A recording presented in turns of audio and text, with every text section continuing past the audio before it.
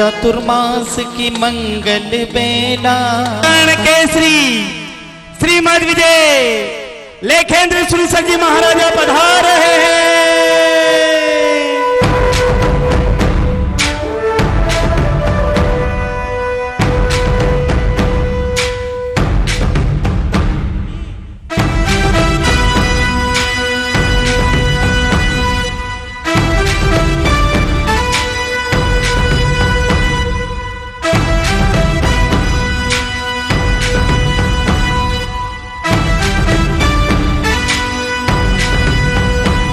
अरे जिन शासन के राजा पधार रहे हैं, शासन के राजा पधार रहे हैं। हमेशा हमेशा सलामत रहो, हमेशा हमेशा सलामत रहो, सलामत रहो, हमेशा हमेशा सलामत रहो।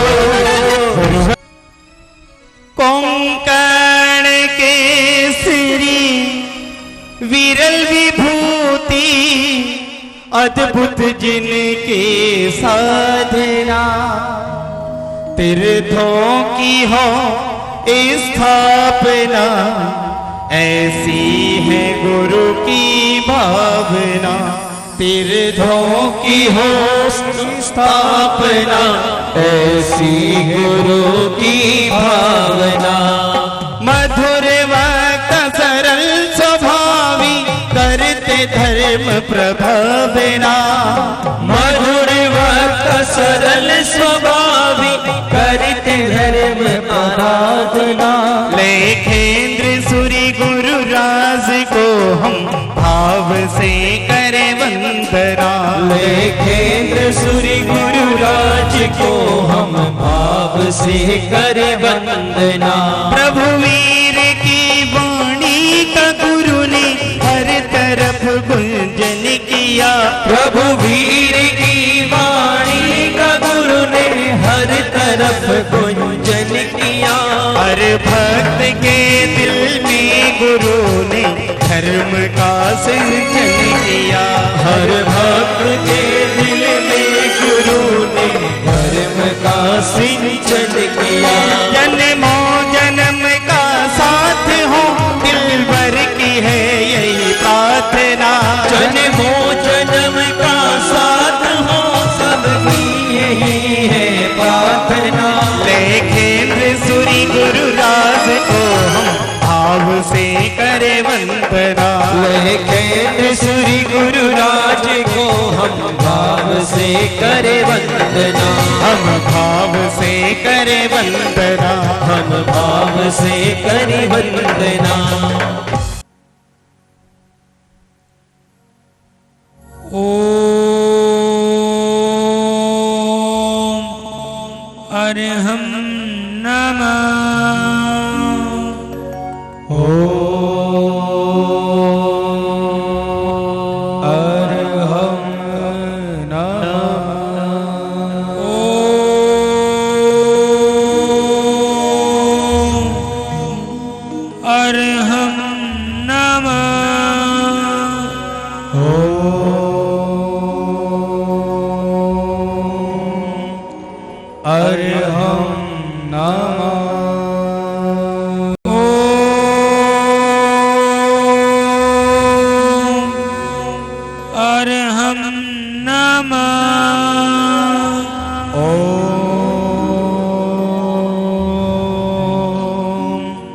अरहं नमः।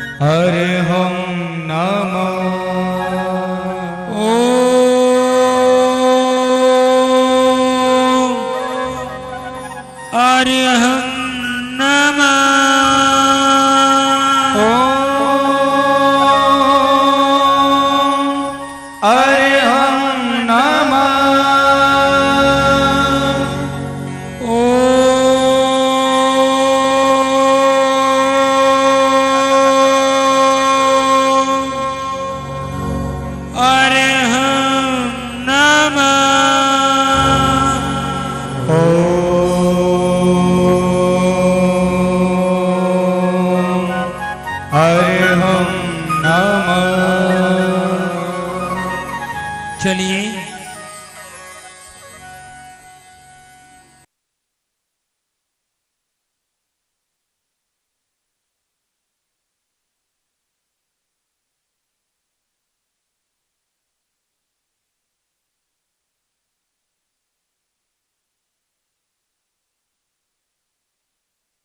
महाराजा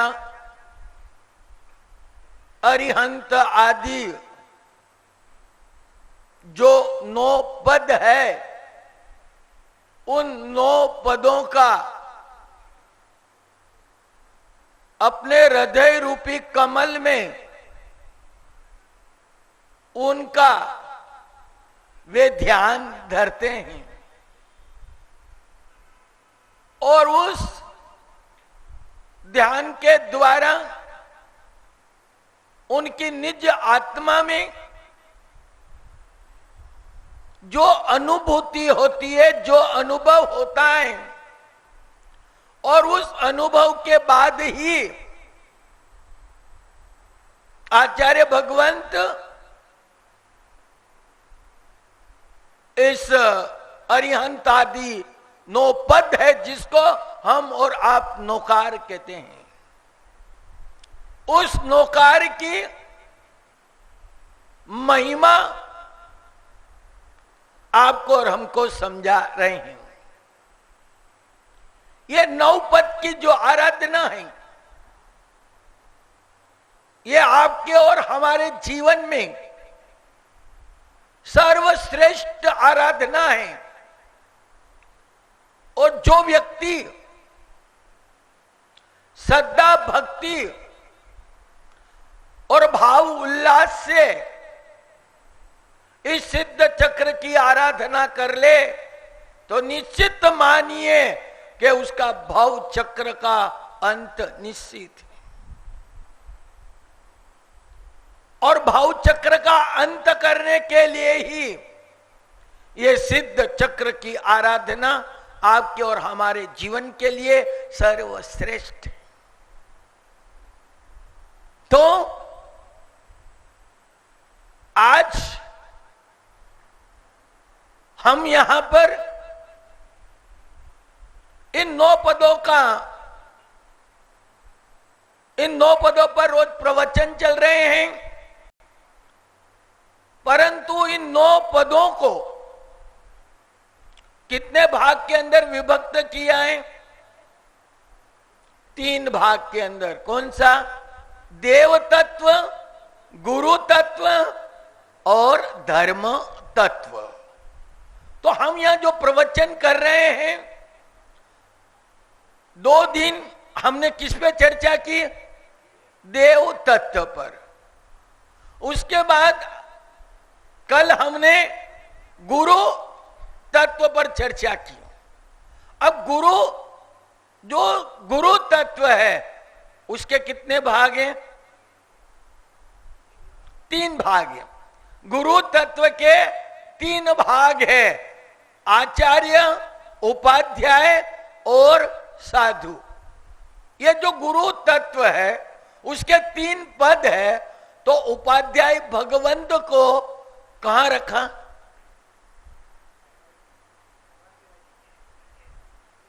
वो मैं नहीं पूछ रहा हूं, वो सिद्ध चक्र की बात कर रही, वो बात भी मैं आपसे करूंगा। पर गुरु तत्व में उपाध्याय को कहां रखा? बीच सेंटर में। अब मैं ये पूछना चाहता हूं, ओटरमल जी के बीच सेंटर में उपाध्याय को क्यों रखा? ये बहुत समझने जैसी बात है।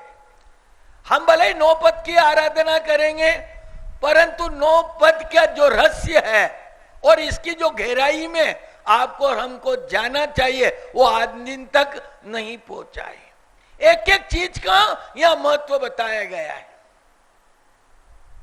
एक एक चीज की महत्ता है। और गुरु तत्व में भी सेंटर के अंदर है, तो वे है उपाध्याय। तो उपाध्याय भगवान की 2 उत्तरदायित्व होते हैं। क्या होते हैं? 2 उत्तरदायित्व होते, 2 जवाबदारी होती है। कौन कौन सी? बस ज्ञान की। उपाध्याय भगवंत को गुरु तत्व में सेंटर में लिया, वो इसलिए लिया कि उपाध्याय भगवंत की दो उत्तरदायित्व होते हैं, दो जवाबदारियां होती है। एक तो पहली वो जवाबदारी होती है कि आचार्य भगवंत के जितने भी, क्यों कि आचार्य भगवंत जो होते हैं वो जिन शासन के कार्य में व्यस्त रहते हैं, अंजन चला का प्रतिष्ठा महोत्सव आदि के अंदर वे क्या रहते हैं, व्यस्त रहते हैं। तो जो अंदर की जो व्यवस्था है, साधु समुदाय की जो व्यवस्था है, क्या है, उपाध्याय आचार्य के सहयोगी बनते हैं। क्या बनते हैं?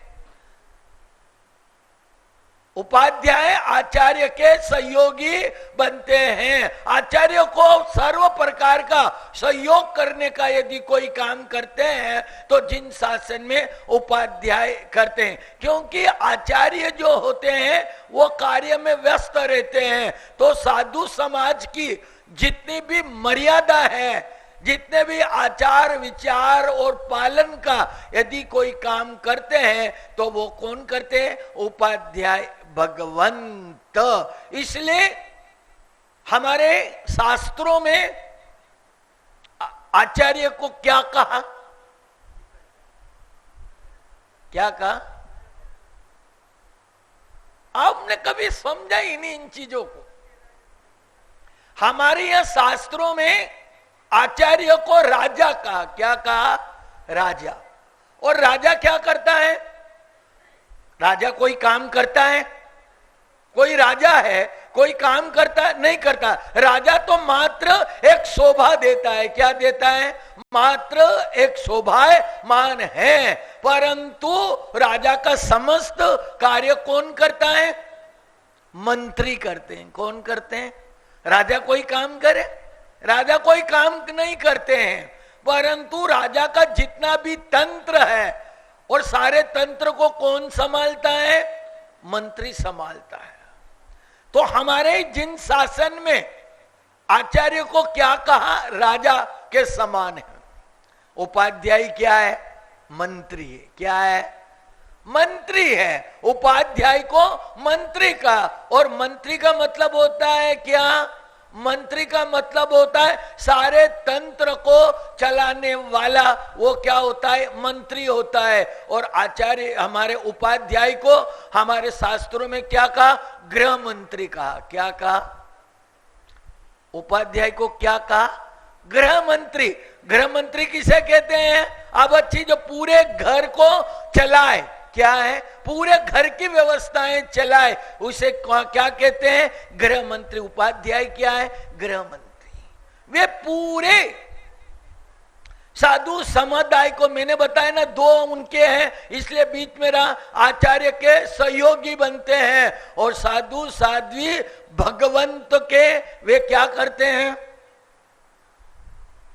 साधु साध्वी भगवंत का वे ध्यान रखते हैं। कौन रखते हैं? आचार्य को तो टाइम ही नहीं है कि सब काम करने का, परंतु उपाध्याय आचार्य के तो सहयोगी बनते हैं और उसी के साथ साथ में साधु साध्वी भगवंतों का ध्यान रखने का काम, उनकी रक्षा करने का काम, उनको अध्ययन और अध्यापन करवाने का काम कौन करते हैं?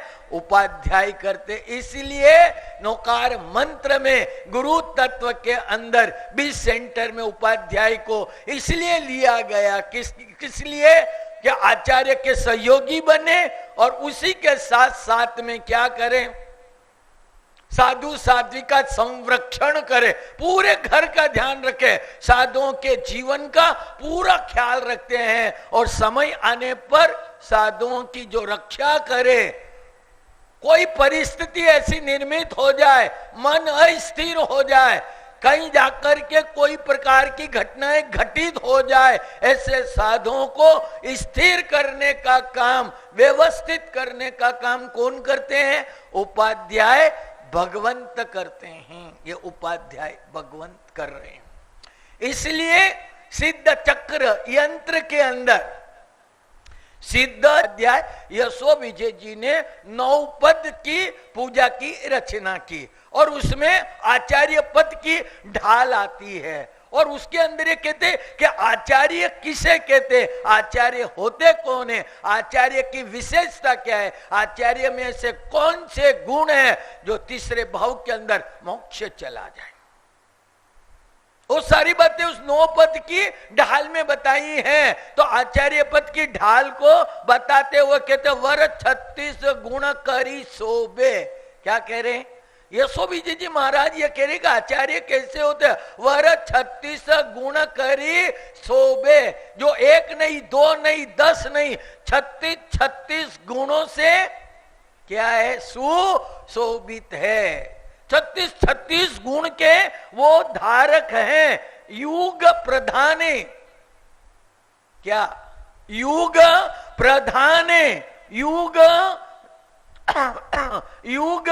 प्रधाने मन मोहे। आचार्य भगवान 36 गुण के धारक होते हैं, 36 गुणों से शोभायमान होते हैं। और कल मैंने बताया था कि आचार्य महाराज के मोबाइल नंबर कितने हैं? 36 है, 36 नंबर है और 36 गुणों से वो शोभा। युग प्रधाने जग मोहे, और वे इतने प्रभावशाली होते हैं आचार्य भगवान के उनको सारे जगत को वो मोह लेते हैं। क्या कर लेते हैं? सारे जगत को वो मोह लेते हैं और सारे जगत को अपने वश में करने की एक अद्भुत क्षमता और शक्ति उनके अंदर है। उनको कोई एक बार देख ले या एक बार मिल ले तो वो इतना प्रभावित हो जाता था कि उसकी आप कल्पना भी नहीं कर सकते। युग प्रधान है, एक तो युग प्रधान होते हैं। क्या होते हैं? युग प्रधान होते हैं। और क्या कहते हैं? जग मोहे, सारे जगत को मोहित कर लेते हैं। जग बोधे न रहे क्षीण कोहे। अब थोड़ी बात बहुत समझने जैसी है। मैंने आपको बताया 36 गुण से शोभा देते हैं, युग प्रदान है और सारे जगत को मोहने की, सम्मोहन करने की एक अद्भुत क्षमता उनके पास होती है। जग बोहे न रहे क्षीण खोए, जग को बोध देते हैं। क्या करते हैं? जगत के अंदर रहने वाले समस्त आत्माओं को क्या करते हैं? बोध देते हैं। किसका? धर्म का बोध देते हैं। और न रहे क्षीण खोए, और वे कभी क्रोध, क्या आचार्य कौन होता है? ये मैं नहीं कह रहा हूं, ये हमारे शास्त्र कह रहे। यदि आचार्य क्रोधी है, आचार्यों को बार बार आवेश आता है और बार बार क्रोध करते हैं, बार बार नहीं, जीवन में यदि वो क्रोध करते, आवेश आते हैं और अपाभार हो जाते हैं तो शास्त्र उनको आचार्य नहीं, आचार्य और क्रोधी, आचार्य और आवेश, आचार्य और आई गुस्सा, ये कभी संभव नहीं है। यदि आता है तो यशो विजय जी महाराज कहते हैं कि वो आचार्य भले ही बन गया पर उसके योग्य नहीं है। न रहे क्षीण खोए नित, क्या कहते हैं? बहुत समझने जैसी बात है कि हम अभी तक इन चीजों को नहीं समझ। नमो ते सूरी, क्या कहते हैं? नमो ते सूरी सिद्ध चक्र पद वंदोरे भविका। कैसे सूर्य जी को नमन करने की बात कही? 36 गुणों से जो शोभायमान है, 36 गुणों से शोभायमान है, युग प्रदान है, जगत को मोहने की उनकी शक्ति है और जगत को उपदेश देते हैं। और कभी जिंदगी के अंदर आवेश और क्रोध कभी नहीं करते। ऐस नित नमो सूरी सिद्ध चक्र, ऐसे सूर्य जी महाराज को क्या करते हैं? मैं वंदन करता हूं। ओम नमो आयरियाणम, और हम किसको नमस्कार करते हैं? और आगे कहते हैं यशो विजय जी महाराज पूजा की ढाल में कि आचार्य फिर कैसे होते हैं। एक बार आप ढाल पढ़ लो, नोई पूरा 9 पद का ज्ञान आपको मिल जाएगा, कहीं जाने की जरूरत नहीं है। आचार्यों का वर्णन करते हैं और यशो विजय जी महाराज कहते कि आचार्य कैसे नित्य अप्रमत्त रहे। क्या आचार्य नित्य अप्रमत्त रहे, मतलब कोई चीज का आलस्य नहीं करे, परमाद अवस्था में नहीं रहे। और आचार्य महाराज को सोने का कितना टाइम बताया शास्त्रों में? 2 घड़ी, बाकी की घड़ियां सब था कि हमारे शास्त्रों में आचार्य भगवान को मात्र 4 घंटे सोने का बताया और 20 घंटे क्या बताया है उनके लिए? अपरमत्त रहे नित, कभी परमाद आलस्य नहीं करे, जो भी काम है वो हमेशा जागृत अवस्था के अंदर करते, कोई प्रकार की ढील या कोई प्रकार का प्रमाद, नित्य अप्रमत्त रहे, अप्रमत्त रहते हैं। और आगे कहते हैं धर्म उवेख्ये, क्या करते हैं? धर्म उवेख्ये। और प्रतिदिन वे आचार्य महाराज क्या करते हैं? धर्म का उपदेश देते हैं। उनके पास जो भी श्रावक आवे, श्राविका आवे या कोई भी चतुर्श्री संघ में से कोई भी आवे तो आचार्य महाराज मात्र एक काम करते हैं। क्या काम करते हैं? धर्म का उपदेश देते हैं। बाकी कोई चर्चा, ये मैं नहीं कह रहा हूं, ये हमारे शास्त्र कह रहे। पूजा की ढालों में ये लिखा अप्रमत्त रित रहे, धर्म उवेख्ये। और आगे बताते क्या कह रहे? आगे बड़ी समझने जैसी बात, अप्रमत्त रहे और प्रतिदिन धर्म का उपदेश देवे। न विकथा न कसाय। विकथा किसे कहते हैं? विकथा न कसाय। विकथा का मतलब है राजकथा, भक्त कथा, स्त्री कथा। जो हमारे यहाँ 4 कथा बताई है, कौन कौन सी कथा है? राजकथा, भक्त कथा, देश कथा, स्त्री कथा।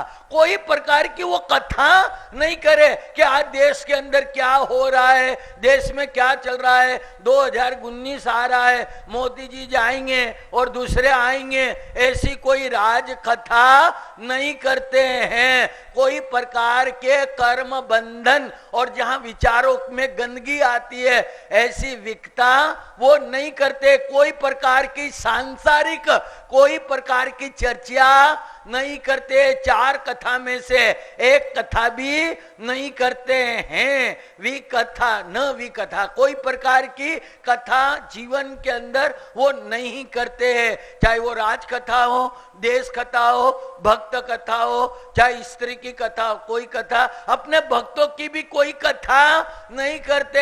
अरे ओटरमल जी आए थे, मुझे तो 1 करोड़ रुपए दे गए, और ओटरमल जी जैसा कोई दानवीर नहीं है, उन जैसा कोई श्रावक नहीं है, ऐसी भी वाणी नहीं निकाले। ये मैं नहीं कह रहा हूं, मेरे शास्त्र कह रहे हैं, और ये मेरा भी नहीं है, ये तो हमारे उन भगवंतों का है। ये बताया जा रहा, न विकथा न कसाय। क्या? न विकथा न कसाय। क्रोध, मान, माया, लोभ, राग, द्वेष वो अपनी जिंदगी के अंदर नहीं करते हैं। यदि कर ले तो मैं ये नहीं कहता हूं, ये शास्त्र कहते हैं, यदि कोई आचार्य विकथा करे, कसायों के अंदर रहे, तो आचार्य यशो विजय जी महाराज ये कहते हैं कि शास्त्र उनको आचार्य मानने के लिए तैयार नहीं है। कसाय, कसाय आचार्य होके कसाय हमें क्रोध करे, मान करे, अभिमान करे, लोभ करे, ऐसा कभी होता नहीं है। और ऐसा करते हैं तो शास्त्र कहते हैं वो द्रव्य से आचार्य जरूर है, पर भाव से आचार्य नहीं है। और कहते हैं आगे, ते आचार्य ज नमीय। कौन से आचार्य को नमन करने की बात शास्त्रों में कही? कि नित्य अप्रमत्त रहे और धर्म उवख्ये, न विकथा न कसाय। कोई प्रकार की व्यथा, कोई कसाय नहीं। ते आचार्य नमीय। किन आचार्यों को नमन करने की बात कही? वो नीचे कहते हैं अकलुष अमल अमाय। ये पूजा की ढाले में अकलुष अमल अमाय। अकलुष मतलब जीवन के अंदर कोई भी प्रकार का कलुष मतलब अंतर आत्मा के अंदर कोई प्रकार की गंदगी और कलेश नहीं होते। उनकी आत्मा सदा उज्जवल रहती है, पवित्र रहती है और कोई प्रकार की अकलुष अमल, और उनकी आत्मा एकदम कैसी रहती है? अमल। अमल मतलब मल रहित, मतलब एकदम निर्मल रहती है। न माया, कोई प्रकार की माया भी नहीं करते। कौन सी? कोई प्रकार की माया नहीं करते। बोलते क्या ने, चलते क्या ने और करते हाँ, अंदर तो माया रखी, इसको आया यूं कहा, उसको आया वो किया, इसको ये किया, ऐसा काम। मतलब उनके आत्मा के अंदर कोई प्रकार का छल परपंच और कोई प्रकार की माया नहीं रहती है। तो नित नमिये ते आचार्य ने नित नमिये सिद्ध चक्र पद वंदोरे भविका। ऐसे आचार्य को नमस्कार करने की बात कही है। और जब हम आचार्य पद की आराधना करते हैं तो मैं आपसे पूछना चाहता हूं कि आचार्य का गुण क्या है? आप 9 पद की आराधना कर रहे हैं ना, बिल्कुल सही बात है। मैंने आपको यह बताया है कि आचार्य होते क्या, आचार्य का गुण क्या है? क्या हमारे शास्त्रों में बड़ी बात लिखी है कि आचार्य का गुण क्या है, वो हमने आज दिन तक नहीं समझा है। और हमारे शास्त्रों में लिखा है, क्या लिखा? आचार्य का गुण आचार शुद्धि। क्या है आचार्य का गुण? क्या है? आचार शुद्धि। जैसे अरिहंत का गुण क्या है? अरिहंत काय के भंडार हैं। आपने पढ़े ही नहीं, 9 पद जी पढ़ते ही नहीं है। हर जगह एक ही चीज का डर्रा पकड़ के रखा है। हमारे मैंने ये पूछा है कि तीर्थंकर काय के भंडार होते हैं? तीर्थंकर भगवान पुण्य के भंडार हैं। काय के? पुण्य के भंडार हैं। और सिद्ध भगवंत सुख के भंडार हैं। किसके भंडार है? सुख के भंडार है। और आचार्य सदाचार के भंडार है। उनका सदाचार, उनके आचार विचार के अंदर संपूर्ण शुद्धि होती है। कोई प्रकार का अतिचार वो अपने जीवन में नहीं लगने देते। उनके आचार विचार पूर्ण शुद्ध होते हैं। इसलिए आचार्य पद का जो आराधक होता है वो कैसा होना चाहिए?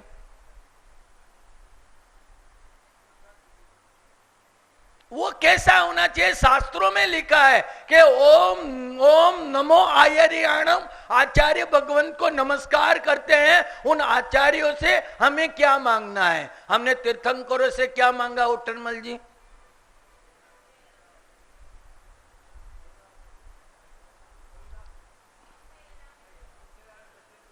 तीर्थयारा में पसियंतु। हमने तीर्थंकरों से प्रार्थना की, हे तीर्थंकर भगवान हमें क्या चाहिए? आपकी कृपा, आपका आशीर्वाद और आपका अनुग्रह चाहिए। तीर्थयारा में पसियंतु। हमने तीर्थंकरों से क्या मांगी है? अनुकृपा, कृपा मांगी उसकी। और सिद्धों से क्या मांगा? सिद्धा सिद्धि मम दिशंतु। हे सिद्ध भगवंत मुझे क्या चाहिए? मुझे सिद्धि चाहिए। और आचार्य से क्या मांगना है?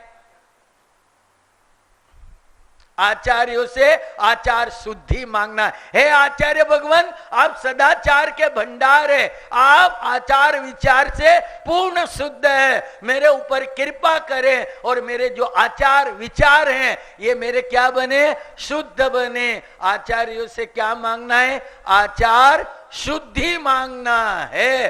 अब हम उपाध्याय की बात करेंगे। और मैंने आपको ये कहा कि सिद्ध चक्र यंत्र के अंदर जब हम देखते हैं तो बीच सेंटर में अरिहंत है, अरिहंत के ऊपर सिद्ध है और लेफ्ट के अंदर आचार्य हैं। और उसके बाद तीर्थंकर के चरणों में कौन बैठे हुए हैं? उपाध्याय बैठे हुए थे। इनको चरणों में क्यों बिठाया और साधु को एकदम राइट में बिठा दिया? अब ये बात बहुत समझने जैसी है, और ये बात समझ लेना हमारे लिए बहुत अत्यंत जरूरी है, क्योंकि मैंने आपको बताया कि जिन शासन में जितनी भी साधना, जितने भी पर्व आते हैं, वर्ष में एक बार आते हैं, परंतु ये पर्व एक ऐसा है जिन शासन में साल में 2-2 बार आता है, बाकी कोई पर्व नहीं आते हैं। तो इस पर्व का अत्यधिक महत्व है। और ये 9 पद ओली की आराधना, ये सिद्ध चक्र की आराधना एक बार समझ पूर्वक कर ले, ज्ञान पूर्वक कर ले, अंतर की श्रद्धा और भक्ति से कर ले, तो निश्चित है कि भव चक्र का अंत आए बिना रहेगा नहीं है। ये भव चक्र का अंत करने वाली ये हमारी साधना है। जन्म जरा और मरण के जो दुख है, उन दुख से मुक्ति दिलाने वाली कोई आराधना है, कोई साधना है, तो वो कौन सी है? सिद्ध चक्र की, ये नौकार की साधना है जो हम अपने जीवन काल के अंदर करते हैं। तो वो सिद्ध चक्र यंत्र के अंदर हमारे उपाध्याय भगवंत को भगवान के चरणों में बिठाया है। ये तो आपको मालूम है ना, बिल्कुल चरणों में बैठे हैं ना, तो क्यों बिठाया? उनको चरणों में इसलिए बिठाया है, बहुत समझने जैसी बात है। उपाध्याय भगवंत, क्या मैंने बताया ना कि उपाध्याय भगवंत अपने जीवन के अंदर ज्ञान की साधना करते हैं। क्या करते हैं? ज्ञान की साधना, आराधना करके वो जीवन के अंदर सब कुछ प्राप्त करते हैं। और वे क्या करते हैं? द्वादशांगी सूत्र अर्थदाने जी के सावधाना निरुद्ध अभिमाने। वे क्या करते हैं? परमात्मा की जो वाणी है, परमात्मा ने जिस वाणी का निरूपित किया है, जो भगवान ने जो देशना दी है, उसको सूत्रबद्ध किसने किया? गणधरों ने। भगवान ने तो मात्र निरूपित किया है, पर वो सारी वाणी को सूत्रबद्ध करने वाले यदि कोई है तो वो कौन है? गणधर है। द्वादशांगी की रचना करे भगवान ने तो 3 शब्द कहते हैं, धूमेवा, विद्वेवा, मिग्वेवा, और उन 3 शब्द को लेकर के हमारे गणधरों ने द्वादशांगी की रचना की। किसकी की? द्वादशांगी की रचना की है। वो किसने की? गणधरों ने। तो जिनेश्वरों की वाणी और उसको निरूपित किया है, उसको सूत्रबद्ध गणधरों ने किया है। वो सूत्र, वो द्वादशांगी के अर्थ और भावार्थ, क्या अर्थ और भावार्थ का जो दान करने वाले हैं, वो कौन है? उपाध्याय। इसलिए वो कहते हैं कि मैं जो कुछ भी ज्ञान पाया है या जो मैंने अपने जिंदगी में पाया है, ये मेरा नहीं है, ये तो उन तीर्थंकरों का है, उन गणधरों का है। मैं तो मात्र एक सेल्समैन हूं। क्या है? उपाध्याय क्या होते हैं? सेल्समैन है। मैं तो उस महावीर की दुकान का सेल्समैन हूं, पर माल मेरा नहीं है। इसलिए उपाध्याय अपने सिर पर किसको रखते हैं? धर्म को। किसको रखते हैं? भगवान की वाणी को अपने सिर पे रखते हैं। इसलिए उनको कहां बिठा दिया? चरणों में बिठा दिया। वो अपने माथे पे किसको रखते? अरिहंत को रखते। किसको? वो कहते मेरा कुछ भी नहीं है। परंतु उपाध्याय का गुण क्या है? जो ज्ञानवान होते हैं, विद्वान होते हैं, क्या जो ज्ञानवान होते हैं, ज्ञानी होते हैं, और ज्ञानियों को क्या आता है? अभिमान। ज्ञानियों को अभिमान आता है। और हमारे शास्त्रों में कहा कि उपाध्याय क्या है? उपाध्याय ज्ञान के पुंज है। पूरी द्वादशांगी, पूरे आगम वगैरह पूर्ण गीतार्थ होते और वो परम ज्ञानी होते हैं। इसलिए वे साधुओं को पढ़ाने का काम, उनका संरक्षण का काम, उनकी रक्षा का काम, उनके ध्यान रखने के काम, और उनकी मानसिक स्थिति बिगड़ जाए तो उनको चारित्र में स्थिर करने का काम कौन करते? वो उपाध्याय करते हैं। उपाध्याय ज्ञान के पुंज होते। और मैंने आपको ये बताया है, क्या बताया है कि ज्ञानी क्या होते हैं, अभी मानी हो जाते हैं। थोड़ा बहुत भी ज्ञान मिल जाए या थोड़ी बहुत क्रिया कर ली या थोड़ा बहुत जप वप कर लिया तो फिर हम चौड़े और गली, बस हमारे जैसा कोई नहीं है। परंतु ज्ञानी ये कहते हैं कि जो उपाध्याय होते हैं वे क्या होते, निर्द अभिमान है, उनको कोई मान अभिमान नहीं होता। वो ये नहीं सोचते अरे यार मैं सब काम तो मैं करता हूं और जय जयकार किसकी हो रही है, काम तो मैं संभालता हूं, काम सब मैं करता हूं, सारी व्यवस्था मैं संभालता हूं, परंतु यहां तो जय जयकार नाम दाम और ठाम किसका हो रहा है, आचार्य का नहीं। वे सोचते हैं वे आचार्य के सहयोगी रहते हैं। क्या रहते, वे सहयोगी रहते, आम नाम ठाम जय जयकार आचार्य की रहती है। परंतु वे कोई ये नहीं सोच लेते हैं कि यार काम तो सब मैं कर रहा हूं, व्यवस्था मैं कर रहा हूं, रात दिन तो मैं मर रहा हूं और आचार्य का नाम हो रहा है, ऐसा अभिमान नहीं करते हैं। ऐसा अभिमान उनकी जिंदगी में नहीं आते। और उपाध्याय भी कैसे होते हैं, नहीं सूरी सूरी गण ने सहाय, क्या नहीं सूरी सूरी गण में सहाय, वो सूरी नहीं है, उपाध्याय आचार्य नहीं है, पर आचार्य बनने की योग्यता होने के बाद भी वे आचार्य बनते नहीं है। और बड़ी नम्रता उनके जीवन में होती है, बड़ा विनय रखते हैं, इसलिए उपाध्याय काय के भंडार हैं, विनय के भंडार हैं। अब ऐसे एक एक हम याद करेंगे, एक एक उपाध्याय को याद करेंगे। और हमारे यहाँ अनेक उपाध्याय भगवंत हुए हैं, जो अभी विक्रम की 17वीं शताब्दी के अंदर ऐसे कई उपाध्याय हो गए। एक उपाध्याय हुए महामो उपाध्याय यशो विजय जी महाराज, एक उपाध्याय हुए विनय विजय जी महाराज, हमारे यहाँ पर एक उपाध्याय हुए आनंद गंजी महाराज, एक उपाध्याय वो हुए कौन, उदय रत्न विजय जी उपाध्याय, और एक उपाध्याय हुए जिन्होंने 70 भेदी पूजन की रचना की, सकल चंद गणी, वो भी क्या थे, उपाध्याय थे।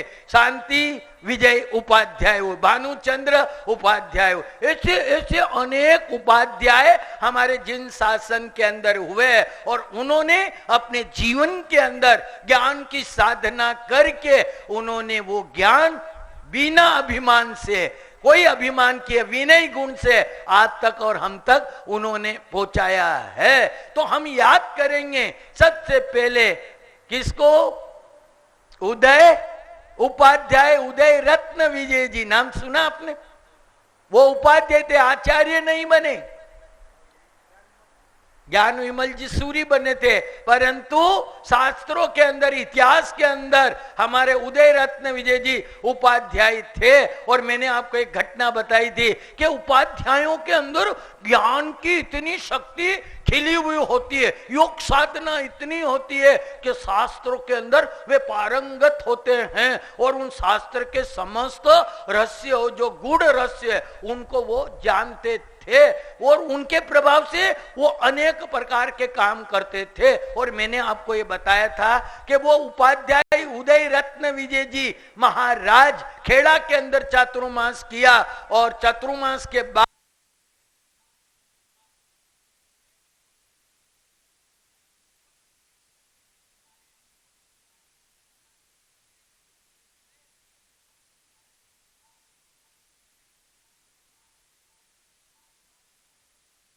उन्होंने कहा कि एक स्वर्ण मुद्रा लाओ तब भगवान के दर्शन होंगे।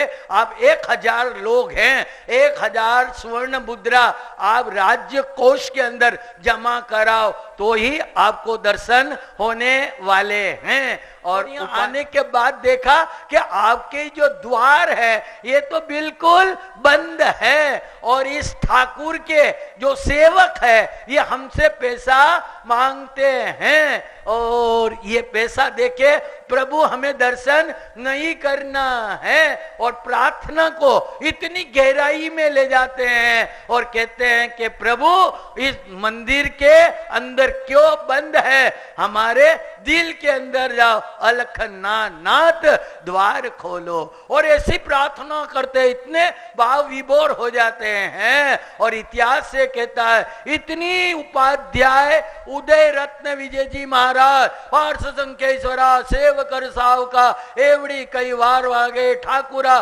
चाकुरा मांग मांगे, ऐसी प्रार्थना करते करते उस प्रार्थना के अंदर इतने खो गए, इतनी तन्मयता आ गई, उस तन्मयता उस प्रार्थना के अद्भुत प्रभाव हुए कि मंदिर के जो द्वार बंद थे वो टूट गए, टूट करके चूकनाचूर हो गए और द्वार खुल गए। वो उपाध्याय कौन? उदय रत्न। आज याद करना उनको। यहां से जाओगे आप तो एकाशना करेंगे, कोई आंबिल करेंगे, एकाशना और आंबिल करने के बाद सोने वाली बात तो भूल जाना, जाकर के याद करना किनको?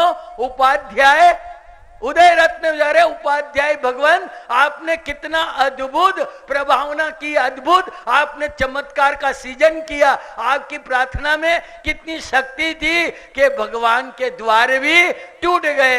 मुझे भी वो शक्ति आप प्रदान करें कि मैं भी अपने जीवन के अंदर ऐसी प्रार्थना करके मैं भी भाव विभोर हो जाऊं। पर हम तो मंदिर में भी जाते हैं, कोई भाव विभोर होने वाली बात तो है ही नहीं। हमारी स्थिति तो बड़ी दयनीय है। हम मंदिर में जाएंगे, सब कुछ करेंगे, परंतु कभी तल्लीनता लाने वाली बात नहीं। तो याद किसको करेंगे? उपाध्याय ने किया, यशो विजय जी महाराज ने उनका किया। और हमारे विनय हमारे महामो उपाध्याय यशो विजय जी महाराज ने इतने स्तवन बनाए। पुण्य प्रकाश नामक अंतिम साधना करने के लिए पुण्य प्रकाश स्तवन किसने बनाया? यशो विजय जी महाराज ने बनाया। किसने बनाया? यशो विजय जी महाराज ने बनाया। अंतिम हमारी गति सुधर जाए उसके लिए पुण्य प्रकाश स्तवन यशो विजय जी महाराज ने बनाया। और उन्होंने सिमंदर स्वामी को, अब यहाँ के भरत क्षेत्र की रिपोर्ट लेकर के उन्होंने कई स्तवन यहां से सिमंदर स्वामी के बनाए कि आपके भरत क्षेत्र में क्या स्थिति है क्या नहीं। ऐसे अनेक स्तवन उन्होंने रचना की है। उन्होंने 100 गाथा 150 गाथा और 300 गाथा के स्तवन उन्होंने जिंदगी के अंदर बनाए हैं। ऐसे यशो विजय जी महाराज, महामो उपाध्याय यशो विजय जी महाराज और विनय विजय जी महाराज, उनके गुरु कौन थे?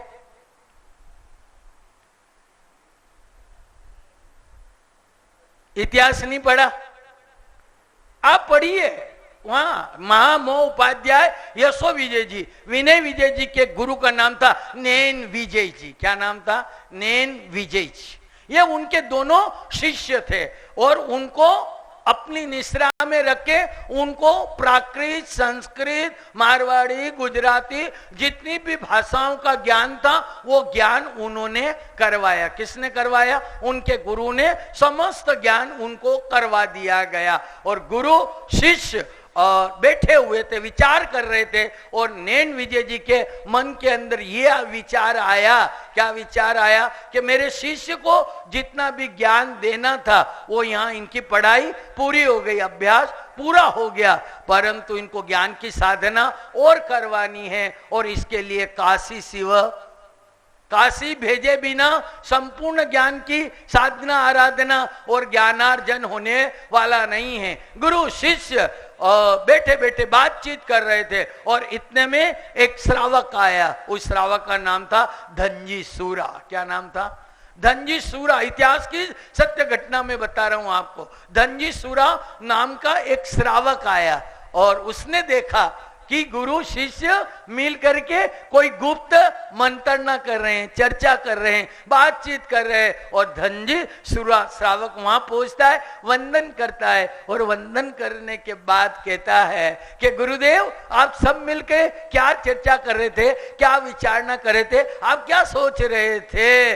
नैन विजय जी ने कहा कि मैं अपने इन दोनों शिष्य यशो विजय जी और विनय विजय जी महाराज को यहाँ जितना भी ज्ञान था वो सारा ज्ञान मैंने इनको करवा दिया, इनको सब कुछ मैंने दे दिया, परंतु इनको और ज्ञानार्जन करवाना है और उस ज्ञानार्जन करने के लिए, अध्ययन करने के लिए इनको काशी भेजना है। काशी भेजना चाहता हूँ, पर काशी में रहने की, खाने की, और वहाँ के जो पंडित है वो बिना पैसे दिए पढ़ाने वाले नहीं हैं। और मेरी ये इच्छा है कि इनको काशी भेज करके मैं परम विद्वानों की पंक्ति में सर्वश्रेष्ठ विद्वान बनाना चाहता हूं, इनको काशी भेजना चाहता हूं। पर क्या करूं, वहां कौन व्यवस्था करेगा, क्या करेगा, पढ़ाई का खर्चा कौन देगा?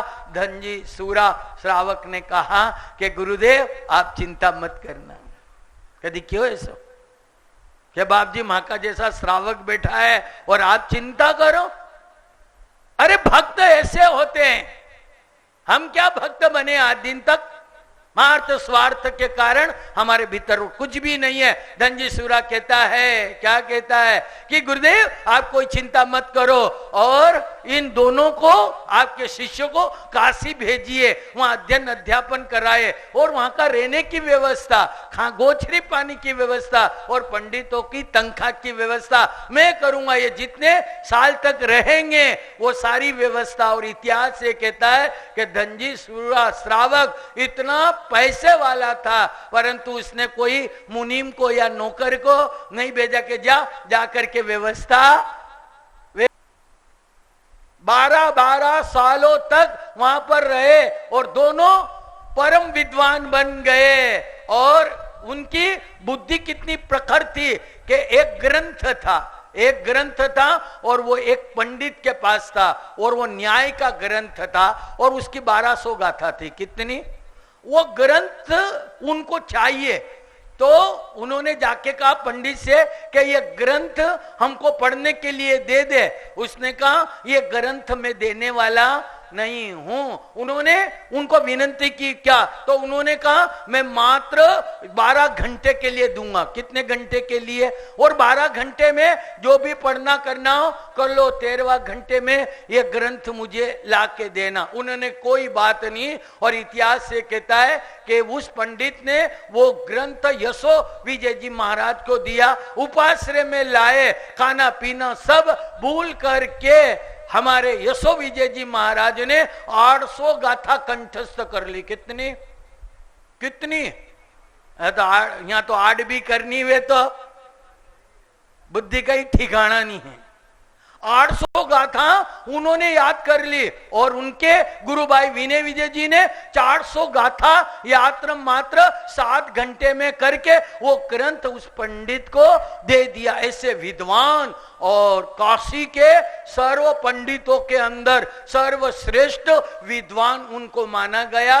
और काशी के 500 पंडितों को वाद विवाद के अंदर विजय प्राप्त की और 500 पंडितों ने मिल करके यशो विजय जी महाराज को 2 पदवी दी। कौन सी दी?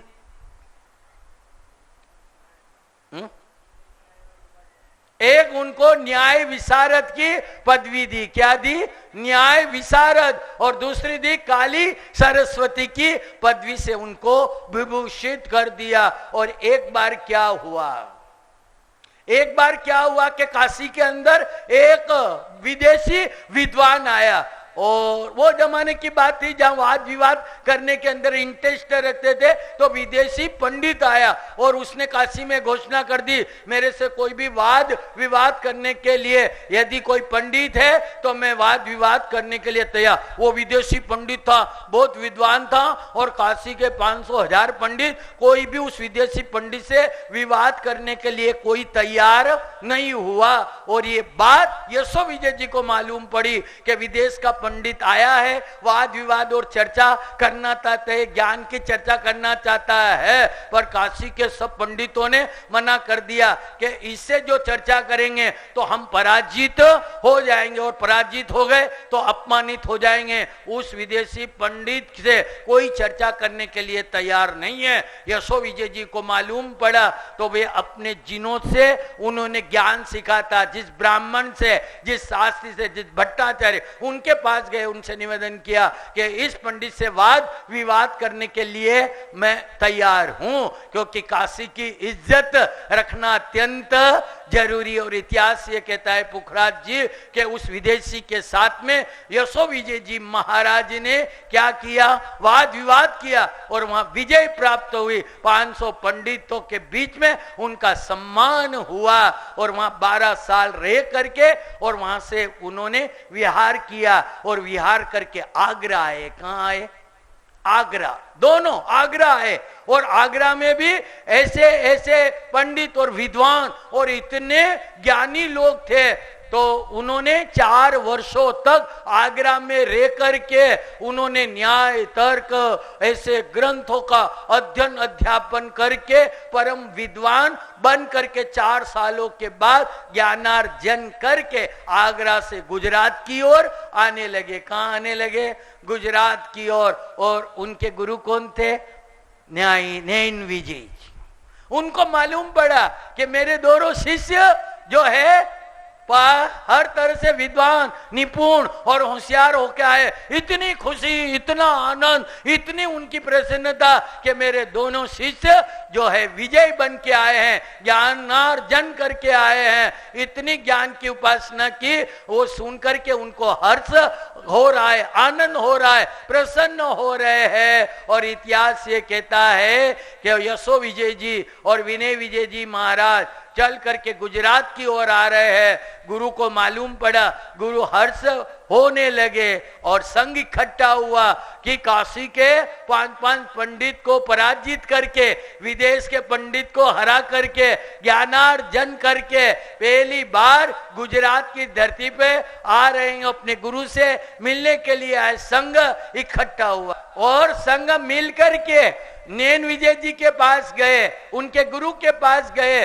और जाके निवेदन किया कि उपाध्याय यशो विजय जी महाराज और विनय विजय जी महाराज बहुत विद्वान बन के आए, पढ़े लिखे और होशियार है और उनको उपाध्याय पदवी देना चाहिए। क्या कह रहा है? संघ आग्रह कर रहा है कि उन दोनों मुनि भगवंतों को क्या देना है? उपाध्याय पदवी देना है। और यशो विजय जी महाराज, विनय विजय जी महाराज चल करके अपने गुरु के पास आया। गुरु बहुत खुश थे क्योंकि वहां से कुछ प्राप्त करके आए, ज्ञानी बन के आए, ध्यानी बन के आए और विद्वानों की पंक्ति में सर्वश्रेष्ठ विद्वान बन के आए। तो गुरु को बहुत खुशी है। और आपका भी बेटा है और कहीं जाए और नोट कमा के लाए और आपको मालूम पड़ जाए कि 2-5 करोड़ रुपए कमा के आ रहा है, तो आपको ओटरमल जी खुशी होती कि नहीं होती? होती कि नहीं होती?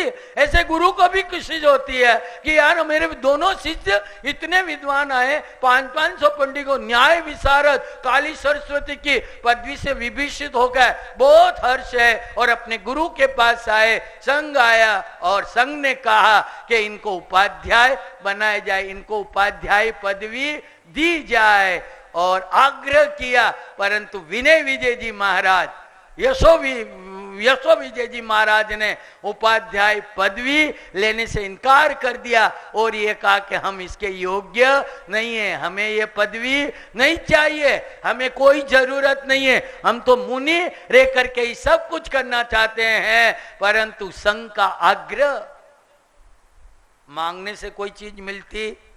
बिन मांगे मिलती है। संघ ये कह रहा है कि नहीं, आपको उपाध्याय पदवी लेना है और वो मना करते हैं। और संघ एकत्रित हुआ और आग्रह करने लगा और संघ मिलके विनंती की कि इनको, नैन विजय जी को विनंती की कि आपके दोनों शिष्यों को आचार्य पदवी, उपाध्याय पदवी दी जाए, क्योंकि ये क्या है? ज्ञान के भंडार बन करके आए हैं और इनमें योग्यता भी है उपाध्याय पदवी धारण करने की। इसलिए संघ ने कह दिया कि संघ की आज्ञा है कि आपको उपाध्याय पदवी लेना है। और संघ की आज्ञा को टालने में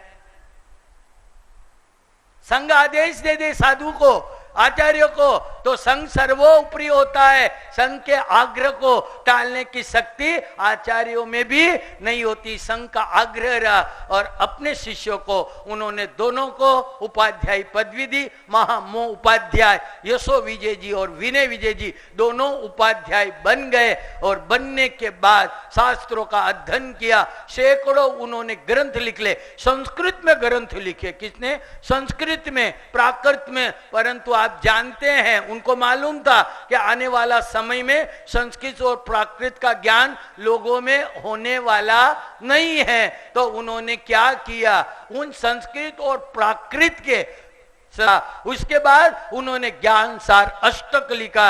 ऐसे अनेक ग्रंथ उन्होंने लिखे अपने जीवन के अंदर। पुण्य प्रकाश, स्तवन, कई प्रकार की सज्जा, स्तुति, चैत्य वंदन, ऐसे अनेक ग्रंथों का उन्होंने अपने जीवन के अंदर निर्माण किया। और उसके बाद उन्होंने जब शास्त्रों का अध्ययन किया और अध्ययन करने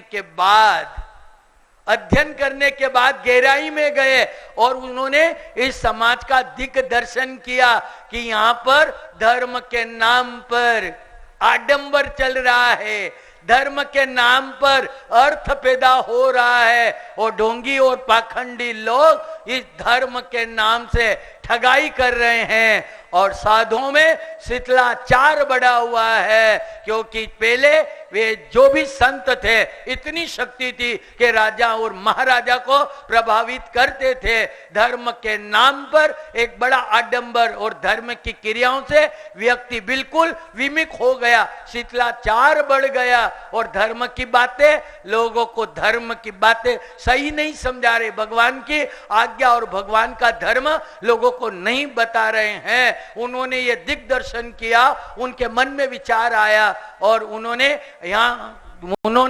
भरत क्षेत्र से महाविद्य क्षेत्र के अंदर श्रीमंदर स्वामी को उन्होंने रिपोर्टें भेजी कि प्रभु आपके शासन के अंदर क्या हो रहा है। धर्म नामे धमाधम चलियो, धर्म मार्ग रहो दूर।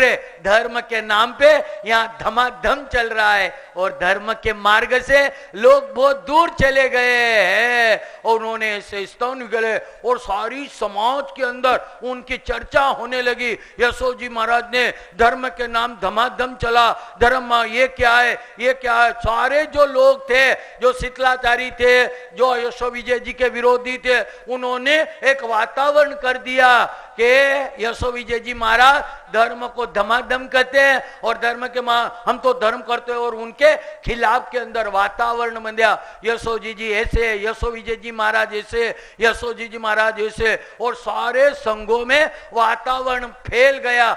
मतलब यशो विजय जी के विरोध के अंदर इतने लोग खड़े हो गए, लोग तो खड़े पर संघ भी खड़े हो गए। और यशो जी विजय जी महाराज विचरण करते हैं और विचरण कर जैसे ही विहार करते हैं और गांव के अंदर आते हैं और लोगों को मालूम पड़ता है यशो विजय जी महाराज आए तो उनको उपाश्रय में ठहरने नहीं देते। ठहरने की बात तो दूर है, गोचरी और पानी भी नहीं ओराते थे और गांव गांव घूमे, नगर नगर घूमे, पर जहां जाए वहां यशो विजय जी का विरोध। यशो विजय जी ऐसे, यशो जी वो, यशो विजय जी ऐसे हैं, इनको गोचरी नहीं वेरानी चाहिए, बाहर उपाश्रय में नहीं ठहरना चाहिए। ऐसे करते करते कई दिनों तक उन्होंने गोचरी नहीं की, पानी नहीं पिया, उनको ठहरने के लिए नहीं दिए और अंतरंग से वो परेशान हो गए। जब वो परेशान हो गए, घबरा गए, उन्होंने कहा प्रभु मैं तो आपके धर्म की सही परूपना सत्य बता रहा था, पर यहाँ बताने से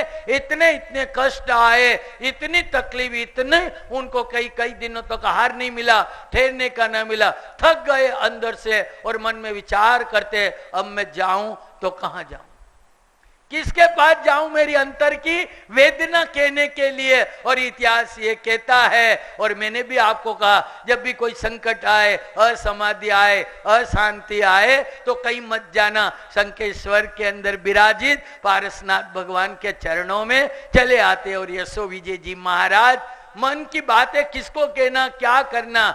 और ओटरमल जी इतिहास ये कहता है यशो विजय जी महाराज चल करके शंखेश्वर आए। कहाँ आए? शंकेश्वर आए और शंकेश्वर के मंदिर में पहुंचे, और मंदिर में क्योंकि अंदर बहुत भरे हुए थे, क्या अंदर बहुत भरा हुआ था, सोचने लगे अब किसको कहूं किसको कहूं, तो उन्होंने कहा मैं परमात्मा को कहूं, और उन्होंने एक स्तवन बनाया। कौन सा स्तवन? ऐसी प्रभु मेरी आन बनी, क्या उन्होंने स्तवन बनाया, और उस स्तवन के अंदर कहते हैं कि प्रभु मेरी स्थिति ऐसी बन गई है कि लोग मुझे जो है परेशान करते हैं, गोचरी पानी की दूर बात है, पर मुझे धरती पर पैर भी रखने नहीं देते हैं। प्रभु मैं इतना अंदर से टूट जाए, प्रभु मेरी ऐसी आन बनी, धरणी धर पर पैर रखने नहीं देते हैं। इस स्तवन की रचना की और खो गए, और उसके बाद उन्होंने अट्ठम तप किया। क्या किया? क्या अट्ठम आपने किया था ना अभी? अट्ठम तप किया, और अट्ठम तप करके उन्होंने यहां पर रह के आत्मबल प्राप्त किया, शक्ति प्राप्त की, नई ऊर्जा प्राप्त की, और फिर उन्होंने समाज के अंदर फिर वो उतरे, प्रवचन किए, वो किए, और भगवान का सही मार्ग उन्होंने बताया। विरोध समाप्त तो हो गया और सत्य की विजय होगी, और पाटन चले गए। कहां चले गए? पाटन। और पाटन में जाकर के वे रोज उपाश्रय के अंदर प्रवचन देते थे। क्या देते थे? प्रवचन देते थे, और उनके प्रवचन सुनने के लिए हजारों हजारों नहीं लाखों की तादाद में लोग आते थे प्रवचन में। इतना उनका प्रभाविक प्रवचन था, हजारों हजारों लोग प्रवचन करने के लिए जाते, सुनने के लिए जाते थे। पर मैंने आपको क्या कहा? ज्ञानी अभिमान तो उनको भी नहीं छोड़ा। यशो विजय जी महाराज जैसे ज्ञानी थे, पर उनको भी अंश रूप के अंदर उनको भी अभिमान आ गया। जब ज्यादा वाहवाही हो जाती है, यश कीर्ति फैलने लगता है, लोगों में उनकी पूजना बढ़ जाती है, तो आदमी के जीवन में क्या आ जाता है? अहंकार आ जाता है। अब यशो विजय जी महाराज के प्रवचनों की चर्चा विचारणा लाखों लोग सुनने के लिए आए, और उस समय एक मुनिराज चल करके पाटन आए, और पाटन आके उपाश्रय में गए, और उन्हें उपाश्रय में देखा है कि यशो विजय जी महाराज प्रवचन दे रहे हैं, हजारों लोग प्रवचन सुन रहे हैं, अंदर जाने की जगह नहीं थी, तो उपाश्रय के बाहर एक जगह थी, वहां वो मुनिराज बैठ गए। कहां बैठ गए? मुनिराज। अब वो यशो विजय जी महाराज प्रवचन दे रहे हैं, चल रहा है, प्रवचन पूरा हो गया, और उनकी दृष्टि पड़ी किसपे? वो जो मुनिराज आया उस पे दृष्टि पड़ी, और उन्होंने देखा और आवाज लगाई, ए इधर आ। क्या कहा? ए इधर आ, तुझे मालूम है मैं कौन हूं? मैं उपाध्याय यशो विजय जी महाराज हूं, और मेरे प्रवचन सुनने के लिए हजारों हजारों लोग आए हैं, और मेरे प्रवचन तुझे कुछ समझ में आए या नहीं आए हैं? क्या मेरे प्रवचन तेने सुने कि नहीं सुने? मेरा जैसा विद्वान इस जैन समाज में नहीं है, मेरे जैसे प्रवचन कोई दे नहीं सकता है। अब उस मुनिराज ने सुना तो उन्होंने कहा, किसको कहा? महामोह उपाध्याय यशो विजय जी को, महाराज को कहा कि उस मुनिराज ने कहा, आपका नाम तो मैंने बहुत सुना था, आपके प्रवचन की शैली अद्भुत और अनोखी है, और आप तो ज्ञान के पूरे भंडार है, और आपकी विद्वत्ता चरम सीमा पर पहुंची हुई है, ये सब कुछ है, पर आपके ज्ञान के अंदर एक बात की कमी है। तो क्या कमी है? कि आप में छिछोरापन बहुत है। ज्ञान है पर क्या है? छिछोरापन है, मतलब आप झलक जाते हैं। और जब ये कहा कि आप में छिछोरापन है, आप झलक जाते हैं, तो यशो विजय जी को मालूम पड़ा ऐसी बात कहने वाला एक ही व्यक्ति है दुनिया में, और वो है आनंद घन। और उन्होंने पूछा यशो विजय जी महाराज ने कि मुनिराज तुम्हारा नाम क्या है? तो मुनिराज ने कहा, लोग मुझे आनंद घन कहते हैं। और आनंद घन का नाम सुना, वैसे ही पहाड़ से नीचे उतरे, नीचे उतर करके उन्होंने नमन किया, हाथ जोड़े, क्षमा मांगी, और फिर यशो विजय महाराज ने ये कहा कि अब आप पाठ पे बैठिए, जिन शास्त्रों पे मैंने व्याख्यान दिया उन पे दो। और उन्होंने धारा प्रवाही आनंद गंज जी ने वहां पर जो है प्रवचन दिए और विनय विजय जी उनके चरणों में नस मस्तक हो गए। और उन्होंने यशो विजय जी महाराज ने एक अष्टापदी लिखी। क्या लिखी? अष्टापदी, मतलब आनंद घन अष्टापदी लिखी। क्या लिखी? एक ग्रंथ लिखा। किसने लिखा? यशो विजय जी महाराज ने आनंद घन अष्टापदी। और उसके अंदर कहना उन्होंने लिखा उस आनंद घन अष्टापदी में कि मेरे लिए आनंद घन त्राता है, भ्राता है और आनंद घन मेरे लिए सर्वस्व है। और उन्होंने आनंद घन का नाम सुना। विद्वान था परंतु ज्ञानी थे, समझ आ गई और उन्होंने अपना अहंकार हटा करके उनके चरणों में नमन किया। बोलो और उपाध्याय के नाम बताऊं जो घड़ी समय बता रही? कितने उपाध्याय? ऐसे अनेक अनेक उपाध्याय हो गए जिन शासन के अंदर जब भी नमो वज्जायणम बोलो, ओम नमो वज्जायणम बोलो, उपाध्याय भगवान को नमस्कार करता हूं। और किसको याद करोगे? उदय रत्न विजय जी को याद कर लेना, महामो उपाध्याय यशो विजय जी को याद कर लेना, उपाध्याय विनय विजय जी को याद कर लेना। एक एक उपाध्याय को याद करके प्रणाम करना। यहां से जाके एकाशना करेंगे, आमिल करेंगे, उसके बाद आएंगे रूम के अंदर आएंगे और रूम में आके बैठना नहीं, सोना नहीं, पूरी फिल्म लाना। जैसे अपन पिक्चर देखते हैं ना, ऐसे मन में कल्पना करना और सोचना उदय रत्न उपाध्याय, उदय रत्न विजय जी जो है खेड़ा से संग लेके यहाँ आए, मंदिर में गए, दरवाजे बंद थे और उन्होंने एक गीत गाया, छंद गाया, दरवाजे टूट गए। ऐसी कल्पना करके एक फिल्म देख लेना। क्या देखना? कल्पना की फिल्म देख लेना। पिक्चर बता रहा हूं, बहुत पिक्चर बाहर के देखे हैं। एक एक उपाध्याय की एक एक पिक्चर देख लेना। यशो विजय जी को याद कर लेना, विनय विजय जी को याद कर लेना, जिन्होंने महान उपकार हमारे किए हैं। तो आज के प्रवचन से क्या सीख के जाएंगे? उपाध्याय पद सीखेंगे क्या? उपाध्याय का गुण क्या बताया मैंने? विनय। बस उपाध्याय से क्या सीखना?